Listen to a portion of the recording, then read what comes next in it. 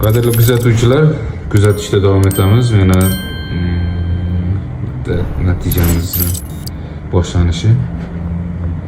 Ushbu bemorimizni bir necha yil oldin, bir necha yildan buyon ushbu sohasida sochlarini bo'lmagan. Xudo rasmini kuzatib qo'yamiz. Ko'p turibmiz, sochlarini oldin nozik bo'lib chiqayotgan sohalarda bu sochlar bo'lmagan. Mana hozirgi holatini ko'rib turganimizdek juda ham yaxshi holatda. Barcha sohadan soch chiqish bor. Va ayrim sohalarda biroz sekinroq, ko'z bilan ko'rinishi qiyin. Apparatda ko'rgan vaqtimizda bu joylarda juda ham yaxshi.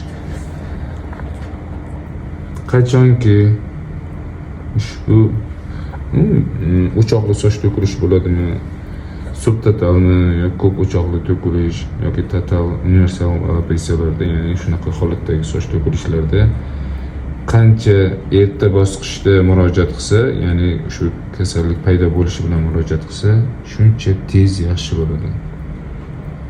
Afsuski bunaqa holatlarimiz, ya'ni xalq tabobatiga murojaat qilib yoki boshqa muolajalar qilib vaqt o'tkazib kechikib keladigan bemorlarimiz juda ham ko'p.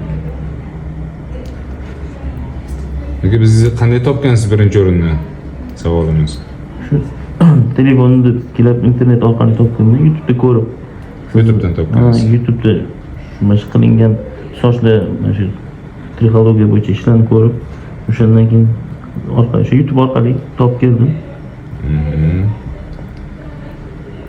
Bu kasalliklar ancha beri anaqa muammo bor edi, mana natijasi bo'ldi.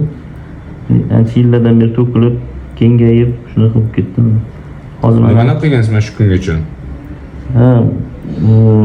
Chizlik ham surganman, piyoz ham surganman, mazdani ham surib ko'rganman, hammasidan natija bo'lmagan. Mana hozir mana sizga kelib uchragandan beri mana sochlar chiqishni boshladi. Hammasi joyiga tushyapti, xudo xohlasa.